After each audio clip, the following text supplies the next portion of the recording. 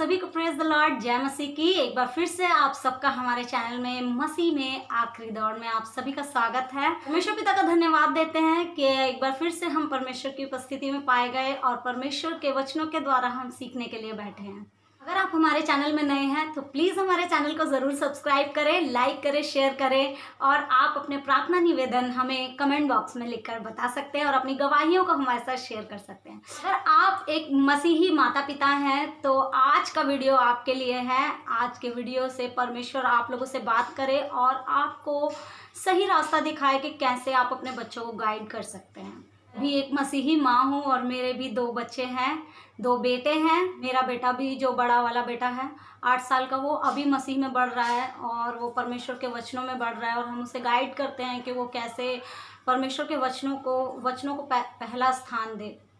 हम सभी माता पिता चाहते हैं कि हमारे बच्चे परमेश्वर में स्ट्रांग हो और शैतान उन्हें नहीं गिरा पाए। लेकिन क्या हम ऐसा कर सकते हैं? नहीं, हम ऐसा नहीं कर सकते क्योंकि उनके जीवन में हर दिन कोई ना कोई परीक्षाएं आती हैं। क्योंकि जैसे शैतान देखता है कि कोई एक है जो परमेश्वर की ओर बढ़ रहा है, वो उसे गिराने के लिए तुरंत उसके सामने परीक्षाओं को और अभिलाषाओं को खड़ा कर देता है। तो मेरे जैसा सवाल आपके पास भी होगा कि आपके बच्चे भी जब मसीह में बढ़ रहे होंगे तो बहुत सारी अभिलाषाएं उनके सामने आती होंगी और आती ही हैं। उम्र से कोई लेना देना नहीं होता, लेकिन जब मसीह में कोई भी बढ़ता है वो एक बच्चे के समान ही होता है। और कोई भी जब मसीह में बढ़ता है तो शैतान उसकी परीक्षा लेने के लिए उसके सामने आ खड़ा होता है। मेरे बेटे के जीवन में भी हर दिन बहुत सारी चुनौतियां आती हैं, बहुत सारे सवाल जब वो संसार में जाता है और बहुत सारे संसारिक दोस्त उसके होते हैं। हम हर जगह हर कहीं से उन्हें नहीं बचा सकते, लेकिन परमेश्वर का वचन बताता है कि हमें उनको सही मार्ग दिखाना है, सही शिक्षा देना है। हालेलुया। तो इसी प्रकार से वो जब संसार में जाता है तो बहुत सारे सवाल उसके मन में खड़े हो जाते हैं, क्योंकि वो परमेश्वर का वचन भी पढ़ता है और वो संसार को भी देखता है।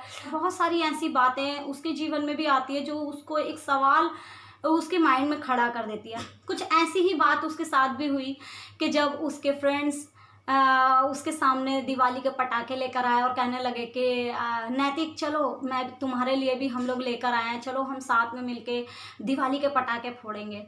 तब मेरा बेटा मेरे पास आया और कहने लगा कि मम्मी मैं क्या करूँ, मैं उनको क्या जवाब दूँ कि अगर मैं उनको मना करूँगा तो उनको बुरा लगेगा।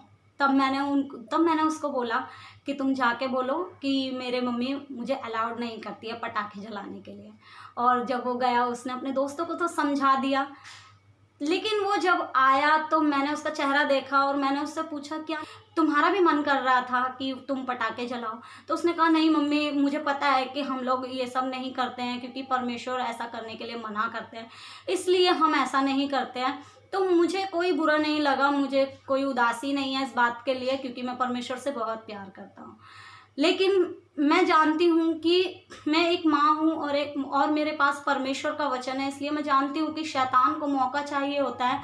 हर एक व्यक्ति, हर एक निर्बल जो जिसका छोटा विश्वास होता है, जो अभी अभी मसीह में जन्म लेता है, जो मसीह में शुरुआत करता है बढ़ने की, उसके जीवन में शैतान जंगली बीज को बोने के लिए उसके जीवन में मौका ढूंढता है। ऐसा हम सबके साथ होता है। तब मैंने उससे पूछा कि क्या तुम्हारा मन करता है ये सब करने के लिए? तुम बताओ, अगर तुम्हारा मन करता है तो तुम चले जाओ। तो उसने बोला कि नहीं नहीं मम्मी, मेरा मन नहीं करता। लेकिन मैं शैतान को कोई मौका नहीं देना चाहती थी, इसलिए मैं अपने बेटे को समझाने लगी और उसे बताने लगी कि बेटा तुम्हें क्या लगता है कि परमेश्वर हमें ऐसा मना क्यों करते हैं? क्या तुम जानते हो कि सच्चा परमेश्वर कौन है? उसने कहा हाँ मम्मी, परमेश्वर एक ही है जिसने हम सबको बनाया है और जिसने इस पूरी सृष्टि को बनाया। इस दुनिया में जितनी चीज़ें पाई जाती हैं सब चीज़ परमेश्वर के हाथों की रचना, और परमेश्वर ने ही उसे बनाया है। तो मैंने उसको पूछा कि परमेश्वर कितने परमेश्वर है? तो उसने बोला कि परमेश्वर एक ही परमेश्वर है। तो मैंने बोला कि हाँ, परमेश्वर एक ही परमेश्वर है और हमें उसी की बात सुनना है। वही होता है परमेश्वर का पुत्र और परमेश्वर के चुने हुए लोग, क्योंकि हमको बाइबल सिखाती है कि हमें केवल और केवल सच्चे और एकमात्र परमेश्वर की आज्ञाओं को ही मानना है। तुम संसार में देखते हो तो तुम क्या देखते हो कि आजकल लोग पटाखे चलाते हैं, बम चलाते हैं और इस तरीके से आतिशबाजियां करते हैं। क्या वो किसी देवी देवता की या किसी परमेश्वर की किसकी इच्छा को पूरा करते हैं? तो उसने कहा कि नहीं, वो तो सिर्फ अपने मनोरंजन के लिए, अपने इंजॉय के लिए वो ये सब करते हैं। तो मैंने उसको यही बताया कि हाँ, वो अपने इंजॉय के लिए ऐसा करते हैं, क्योंकि ऐसा करने से उनको खुशी मिलती है। आज उनके जीवन में खालीपन उनको महसूस होता है, और उसी खालीपन को भरने के लिए लोग जो हैं इन सब तीज त्योहारों को मना के और उनसे अपनी संतुष्टि करते हैं, उनसे इंजॉय करते हैं और अपनी ज़िंदगी को खुश करना चाहते हैं। लेकिन ये सब चीज़ें हमें खुशी नहीं देती। दूसरी चीज़, लोग तुमसे कहेंगे कि ये हमारा एक रीति रिवाज है, लेकिन हमें सच्चे एकमात्र परमेश्वर ने कभी भी इस तरीके की रीति नहीं बताई है। क्या तुम कहीं पे किसी बुक्स में, किसी किताब में या कहीं पे भी बाइबल में तुमने ये बात पढ़ी है कि हमें पटाखे चलाने चाहिए या बम चलाना चाहिए, इस तरीके की आतिशबाजी करनी चाहिए? क्या कहीं पे लिखा है? उसने कहा नहीं मम्मी, मैं जहाँ तक बाइबल पढ़ा है तो वहाँ पे कहीं भी इस तरीके का जिक्र नहीं है। मैंने कहा कि लोग अब इन कामों को करके ऐसा दिखाते हैं कि वो ये धर्म के काम कर रहे हैं, क्योंकि ये उनकी रीति रिवाज है। हालेलुया। लेकिन हमारा सच्चा एकमात्र परमेश्वर बताता है कि धर्म के काम जो मनुष्य करते हैं वो परमेश्वर के सामने, यानी सच्चे खुदा के सामने, वो मैले चिथड़ों के समान है, यानी कि उनका कोई मायने नहीं रखता है। हालेलुया। हमने बाइबल का एक घटना को पढ़ा और मैंने उसको बताया, बाइबल के अंदर अगर तुम मत्ती की पुस्तक उसका 12 अध्याय पढ़ोगे तो वहाँ पे भी कुछ सदूकी और फरीसी लोग जो अपने आप को धर्मी बताते थे और कहते थे कि हम बहुत अच्छे से रीति विधि पे चलते हैं, वो लोग भी परमेश्वर, सच्चे एकमात्र परमेश्वर के मंदिर के अंदर वो लोग भी हर सप्त के दिन में वो लोग भेड़ चढ़ाते थे और मेमना चढ़ाते थे, लहू चढ़ाते थे, और जिस तरीके की रीति विधि थी वो सारी रीति विधियों को पूरा करते थे। हालेलुया। और सारी रीति विधियां जो परमेश्वर ने उनको बताई थी वो सब कुछ फॉलो करते थे। लेकिन परमेश्वर के पुत्र ने आकर क्या कहा? चलो हम एक वचन को पढ़ते हैं। मैंने अपने बेटे को कहा कि चलो मेरे साथ निकालो मत्ती की पुस्तक उसका 12 अध्याय और उसका 7 वचन। वहां पे कुछ इस प्रकार से लिखा है। प्रभु यीशु मसीह कहते हैं सदूकी और फरीसियों से, यदि तुम इसका अर्थ जानते, मैं दया से प्रसन्न होता हूँ बलिदान से नहीं, तो तुम निर्दोष को दोषी न ठहराते। मनुष्य का पुत्र तो सप्त के दिन का भी प्रभु है। हालेलुया। मैंने उसको बताया कि जब प्रभु यीशु मसीह इस पृथ्वी पे आए तो प्रभु यीशु मसीह जिस दिन धार्मिक दिन होता था, जिस दिन सप्त का दिन होता था, प्रभु यीशु मसीह उस दिन क्या करते थे? प्रभु यीशु मसीह उस दिन परमेश्वर के लोगों को चंगा करते थे। जिन लोगों को परमेश्वर की जरूरत थी, जिन लोगों को चंगाई की जरूरत थी, जिन लोगों को जिनको परमेश्वर की भलाई देखने की जरूरत थी, प्रभु यीशु मसीह उनके जीवन में भलाई करते थे। हालेलुया। उन्हें चंगा करते थे, उन्हें परमेश्वर मार्ग दिखाते थे, उन्हें स्वर्ग राज्य की बातें बताते थे और उनको चंगा करते थे, उनकी दुष्ट आत्माओं को निकालते थे, ना कि कोई रीति विधि को वो पूरा करते थे। इसलिए प्रभु यीशु मसीह ने वहां सदूकी और फरीसियों से कहा कि तुम जो ये धर्म के बलिदान चढ़ा रहे हो, बड़े बड़े इतना खर्चा कर रहे हो और ये सब कर रहे हो, तुम अगर इसका अर्थ जानते तो तुम निर्दोष को दोषी ना ठहराते, और तुम इस बात को जानते कि मैं बलिदान से नहीं परंतु मैं दया से प्रसन्न होता हूँ। हालेलुया। हमारा खुदा जो है, जो इस सारी सृष्टि का, सारी कायनात का परमेश्वर जो है, जिसे हम सबको जवाब देना है, उसके सामने रीति विधियां कोई मायने नहीं रखती हैं, क्योंकि वो इन बलिदानों से, हमारे बड़े बड़े खर्चा करने से वो प्रसन्न नहीं होता है, बल्कि वो प्रसन्न होता है जब हम किसी पर दया करते हैं, जब हम किसी के लिए भलाई करते हैं। हालेलुया। तब मैंने उसको एक स्टोरी बताया जो कि एक सच्ची घटना है कि एक इंसान ने एक बार दिवाली के समय पे, हम जानते हैं सभी के लोग बहुत पैसा खर्च करते हैं इस पर, ऐसे ही एक व्यक्ति ने पूरा 5000 का सामान खरीदा और उसने आतिशबाजियां खरीदा और बहुत कुछ किया, और उसके बाद वो उन पटाखों को चलाने लगा। जैसे ही वो पटाखों को जलाने लगा तो वो लोग उसे देखने लगे कि उसने कितना महंगा और कितना ज़्यादा सामान खरीदा है, और सब लोग भीड़ लगा के उसको देखने लगे और वो सबको देने लगा। और देखते देखते अचानक से किसी ने उसको धक्का दिया और उसका वो हाथ जो है, पटाखों को जलाते जलाते उसका पूरा इतना हाथ जो है वो जल गया, और उसका अंदर तक से सब मांस जो है वो जल गया। उसके बाद उस व्यक्ति की हालत बहुत गंभीर हो गई और उसको तुरंत हॉस्पिटलाइज करना पड़ा। उसके बाद डॉक्टर ने बोल दिया कि बहुत समय लग जाएगा इसका घाव भरने के लिए, क्योंकि बहुत ज़्यादा बारूद से उसका जो हाथ है वो पूरा खत्म हो चुका है, सिर्फ हड्डी ही बची है उसके अंदर में। तो इस तरीके की घटना उसके साथ हुई। मैंने अपने बेटे को बताया कि उसे क्या लाभ हुआ।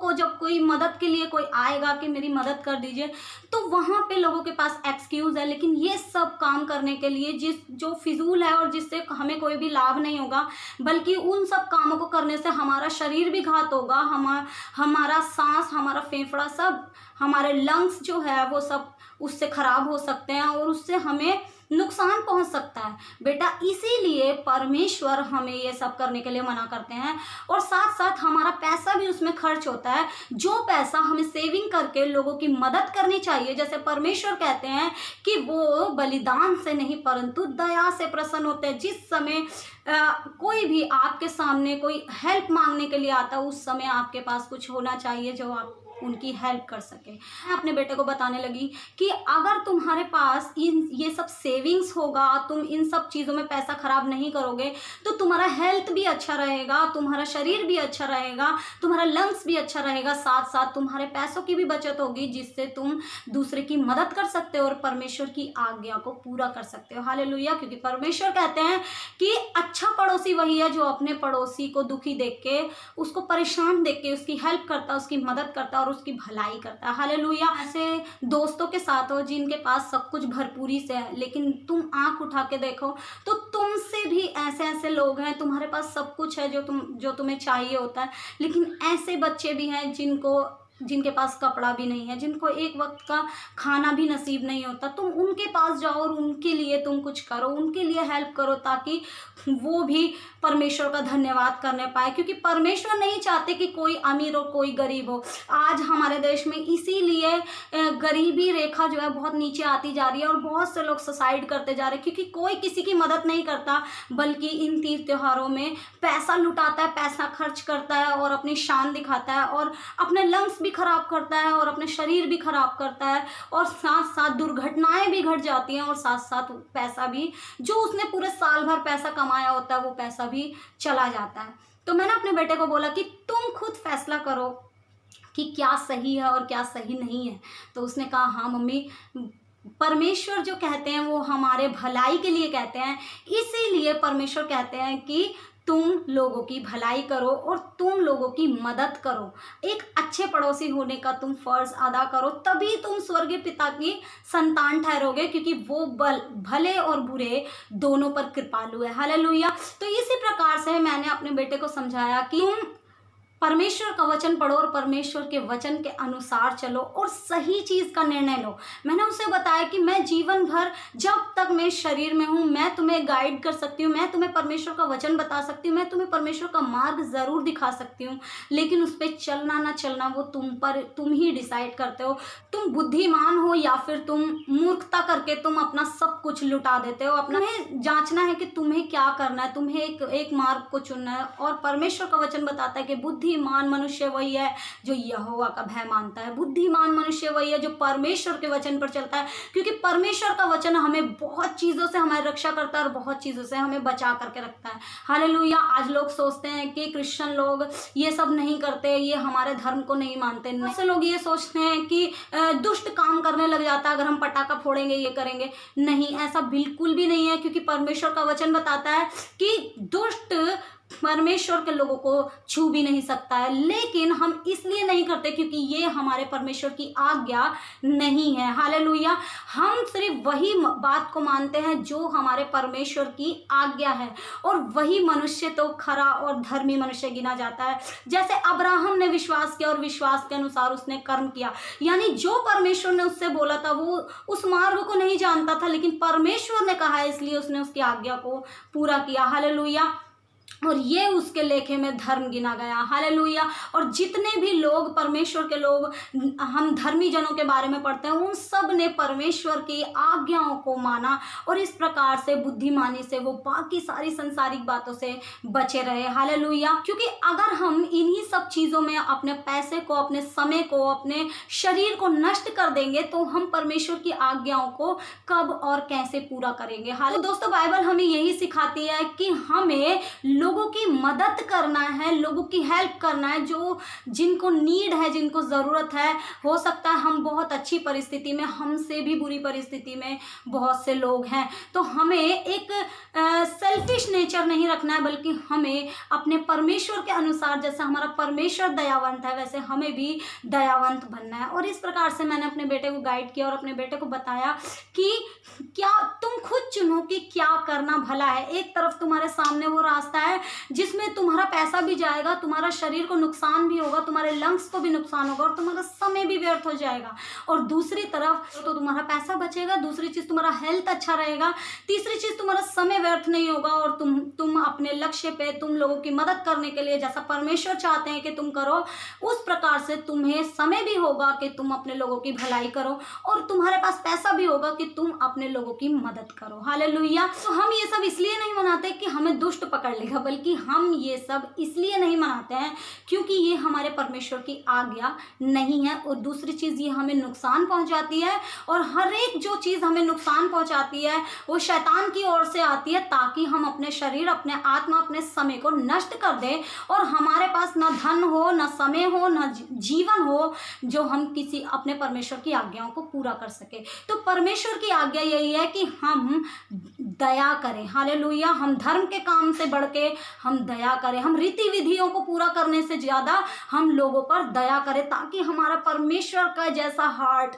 हमारा भी हो जाए। हालेलुया। ताकि जैसे वो हमसे प्रेम करता है वैसा ही प्रेम हमारे अंदर भी भर जाए, ताकि हम देखें, जब वो स्वर्ग से देखता होगा तो हमें देखता होगा कि हम कितने नीडी हैं। इसलिए परमेश्वर हर समय हमारी ज़रूरतों को पूरा करते हैं। ऐसे ही हमें भी अपने से कमज़ोर लोगों को देखना, अपने से निर्बल लोगों को देखना, जो जिनके पास उतना नहीं है जितना हमारे पास है, हमें उनका भी हेल्प करना है। हालेलुया। यही परमेश्वर सिखाते हैं कि क्योंकि परमेश्वर दया से प्रसन्न होते हैं। इसलिए हमें अपने बच्चों को सही मार्ग देना है, ताकि वो इन सब बातों में उलझ के अपने जितना भी अपना धन संपत्ति और सब चीज़ गवाए ना, बल्कि उन चीज़ों को सेविंग करे और लोगों की मदद करे। हालेलुया। और इस प्रकार से परमेश्वर ऐसे लोगों से प्रसन्न होता है जो उसके मार्गों पर चलते हैं और उसके वचनों को पूरा करते हैं। हालेलुया। ऐसे लोगों को परमेश्वर कहते हैं कि वो धर्मी जन है और खरे मनुष्य हैं जो परमेश्वर के मार्ग पे चलते हैं। हालेलुया।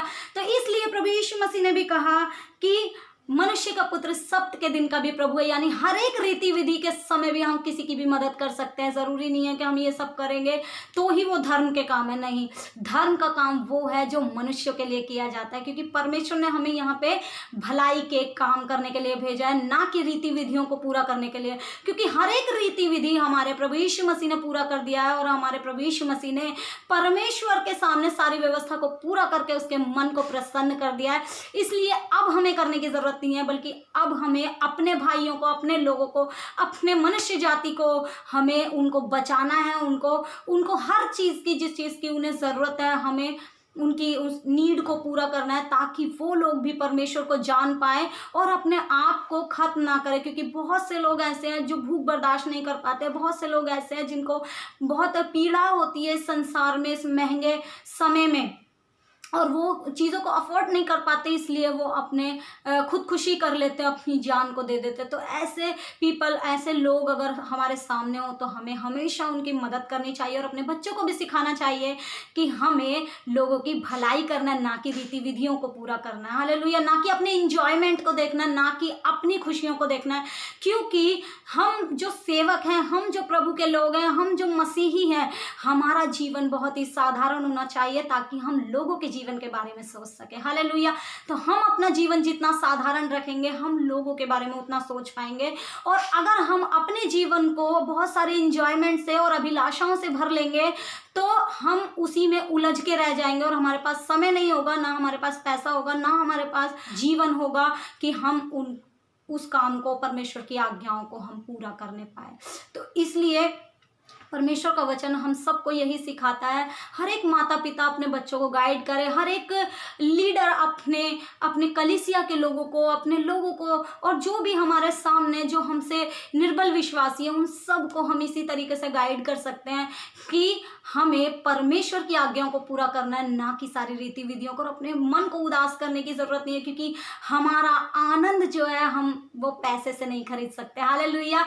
क्योंकि मसीही लोगों के आत्मा में जो परमेश्वर आनंद देता है वो संसार में हमें कहीं भी नहीं मिल सकता है। हालेलुया। तो अपने जीवन को और अपने बच्चों के जीवन को सही रास्ते पे चलाएं, उनको सही मार्ग बताएं, ताकि वो परमेश्वर की आज्ञाओं को उसकी इच्छा के अनुसार पूरा करना सीख जाए। हालेलुया। तो मैं आशा करती हूँ कि आपको इस वीडियो के द्वारा आपने परमेश्वर के वचनों को सीखा होगा। इस प्रकार से आप अपने बच्चों को भी गाइड कर सकते हैं और परमेश्वर के मार्ग में बढ़ा सकते हैं और उनको बाकी सारी दुष्ट की युक्तियों से बचा सकते हैं, क्योंकि परमेश्वर का वचन बताता है कि दुष्ट आकर जंगली बीज को बो देता है प्रभु के लोगों के जीवन में। हालेलुया। लेकिन परमेश्वर सबको बढ़ने देता है। लेकिन परमेश्वर नीति वचन में कहते हैं बुद्धिमान पुरुष वही है जो शिक्षा को पकड़े रहता है। हालेलुया।